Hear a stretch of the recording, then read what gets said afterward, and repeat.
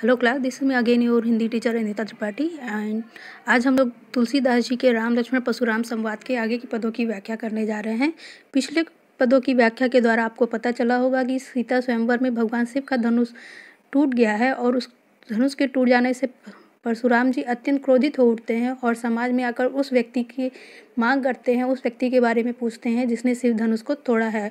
और परशुराम जी को इतना क्रोधित देखकर लक्ष्मण जी उनको चिढ़ाने के लिए और भी ज़्यादा उनको व्याकुल करने के लिए उनसे प्रश्न करते हैं कि हे परशुराम जी, हमने तो बचपन में बहुत सारे धनुष तोड़े थे, उन धनुष के टूट जाने पे आप इतने क्रोधित क्यों नहीं हुए थे? इस धनुष में ऐसा क्या है जिसकी वजह से आप इतने क्रोधित हो रहे हैं? तो आगे के पदों में देखते हैं। लखन कहा हंसी हमरे जाने, सुनहु देव सब धनुष समाना। यहाँ पर हंसते हुए लखन जी कह रहे हैं, लक्ष्मण जी कह रहे हैं कि हे प्रभु, हमने तो जाना है कि सभी धनुष एक समान होते हैं, इस धनुष में ऐसी क्या खासियत है जिसके लिए आप इतने क्रोधित हो रहे हैं? का क्षति लाभ जून धनु तोड़े, कौन सी क्षति, कौन सी यहाँ पर क्षति हो रही है या लाभ हो रहा है? जून जो धनुष तोड़े, जो धनुष टूट गया है, देखा राम नयन के भोरे, जिसे राम जी ने देखा और वो उनके आंखों के सामने या उनको देखने पर राम जी को लगा कि ये धनुष तो बहुत नया है और इससे किसी भी प्रकार की क्षति नहीं होगी, किसी भी प्रकार का किसी को नुकसान नहीं होगा। तो इसके टूट जाने पे ऐसा कौन सा हानि लाभ की बात हो गई है कि आप इतने क्रोधित हो रहे हैं? छुअट टूट रघुपतिनु ना दोषु, और रघुपति यानी श्री राम जी के छूते ही ये धनुष तो टूट गया, तो इसमें उनका क्या दोष है? मुनि बिनु काज करिहे कत रोसु, और हे मुनि बिनु काज बिना कारण करिहा कत रोसु, किस कारण से आप इतना रोष कर रहे हैं, क्रोध कर रहे हैं? बोले चित्त परशु की ओरा, और परशुराम जी बोलते हैं हे लक्ष्मण, इस परशु को देखो, रे सठ हे दुष्ट सुने ही स्वभाव न मोरा, और क्या तुमने मेरा स्वभाव नहीं सुना है कि मैं कितना क्रोधित व्यक्ति हूँ और तुम इस प्रकार से मुझसे व्यंग कर रहे हो, मुझसे बातें कर रहे हो? बालक बोली बधु नहीं तोही, बालक समझकर बधु वध नहीं तोही, तुम्हारा वध मैं नहीं कर रहा हूँ। केवल मुड़ी जट जानी न मोही, केवल साधारण सा मुनि मुझे मत समझो कि मैं कोई साधारण मुनि हूँ और तुम मुझसे हंसी ठिठोली कर लोगे और तुम उस बिना किसी दंड के बच जाओगे। बाल ब्रह्मचारी अति कोही, मैं बचपन से ही बाल ब्रह्मचारी हूँ। विश्वविदित क्षत्रिय कुल द्रोही, और विश्वविदित संपूर्ण जगत में ये बात सबको पता है कि मैं क्षत्रिय कुल का द्रोही हूँ, नाश करने वाला हूँ। तो हे क्षत्रिय बालक, तुम्हें मेरे स्वभाव का पता नहीं है कि तुम मुझसे इस तरह से बातें कर रहे हो और तुम्हें मुझसे डर नहीं लग रहा है? भुजबल भूमि भूप बिनु कीनी, भुजबल भुजाओं के बल से भूमि को भूप राजाओं बिनु कीनी, राजाओं के बिना किया है, यानी इस धरा को मैंने कई बार राजाओं से विहीन किया है। विपुल बार महिदेवन दीनी, और विपुल मतलब होता है कई बार, महिदेवन महाब्राह्मणों को दीनी, यानी जब भी किसी क्षत्रिय ने किसी प्रकार की उद्दंडता की है, किसी प्रकार का गलत कार्य किया है, तो उसको दंड देकर मैंने उस क्षेत्र को क्षत्रिय विहीन करके महाब्राह्मणों को दान दे दिया है।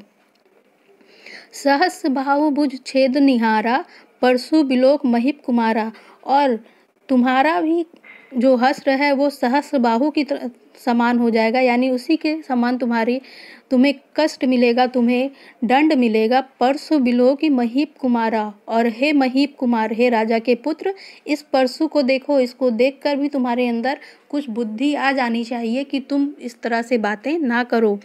मातु पितहि जन सोच बस करही मही किशोर, और हे महिष किशोर, हे राजा के बालक, मैं तो केवल तुम्हारे माता पिता के बारे में सोच रहा हूँ कि अगर तुम्हें कुछ हो गया तो तुम्हारे माता पिता का क्या होगा। गर्भन के अर्भक दलन परशु मोरी अति घोरा, और गर्भन के अर्भक जो गर्भ में रहने वाले शिशु होते हैं वो भी मेरे परशु के झनकार से, मेरे दहाड़ से उनकी भी जो क्या होती है वो भी गर्भ में ही समाप्त हो जाते हैं। तो तुम्हें तो मेरे सामने खड़े होकर बिल्कुल भी इस तरह से बात करने की ज़रूरत नहीं है। बिहसी लखनु बोले मृदुबानी, बिहसी हंसते हुए लखन जी बोले मृदुबानी, मधुर भाषा में बोलते हैं। अहो मुनीसी महाभट मानी, हे मुनीसी, हे मुनि महाभट मानी, मैं जानता हूँ कि आप महाभट हैं, महाब्राह्मण हैं। पुनि पुनि मोहि दिखाओ कुठारू, और आप मुझे बार बार ये कुठारू, ये परसू क्यों दिखा रहे हैं? अगर आपके अंदर इतनी क्षमता है तो फिर युद्ध के क्षेत्र में आइए, परसू दिखाकर मुझे डराइए मत।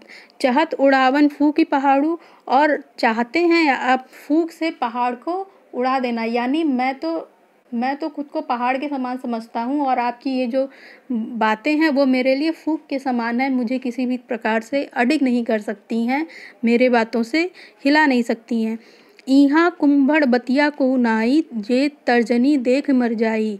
यहाँ पर कोई कुंभड़ बतिया, जो कद्दू के छोटे छोटे फूल होते हैं या छोटे छोटे जो उसके फल होते हैं, अगर आप उनको उंगली दिखाइए तो वो मर जाते हैं, मुरझा जाते हैं। तो यहाँ पे उनका उदाहरण देते हुए लक्ष्मण जी कहते हैं कि हे परशुराम जी, मैं उस कद्दू का छोटा सा बतिया नहीं हूँ, फल नहीं हूँ कि आप मुझे अपनी उंगली दिखाएंगे या परसू दिखाएंगे तो मैं डर जाऊँगा और मुझे कोई क्षति पहुँच जाएगी। देखी कुठारू सरासन बाना, मैं कहूँ कहा सहित अभिमाना। इस कुठारू को आप दिखाकर बार बार कई बातें मुझसे कह रहे हैं, मुझे डराने की कोशिश कर रहे हैं, इसीलिए मैं भी आपसे इसी तरह अभिमान पूर्वक बात कर रहा हूँ। कहने का अर्थ ये है कि यहाँ पर लक्ष्मण जी कह रहे हैं कि हे महाब्राह्मण, जब आप मुझसे क्रोधपूर्वक बातें कर रहे हैं, मुझे डरा रहे हैं, तो मैं भी इसीलिए आपसे क्रोधपूर्वक बातें कर रहा हूँ, इसीलिए मैं आपसे डर नहीं रहा हूँ। भृगु सुत समूची जनेऊ बिलोकी, जो कहू कहू सहो ऋषि रोकी। और हे भृगु सुत, हे भृगु के पुत्र, और आपके ये जनेऊ देखकर, आपको ब्राह्मण समझकर ही मैं कुछ कह नहीं रहा हूँ, और आपके इन्हीं सब गुणों के कारण मैंने भी अपने क्रोध को रोक रखा है। नहीं तो मेरे पास भी इतनी क्षमता है कि मैं आपकी बातों का जवाब दे सकूं। Thank you.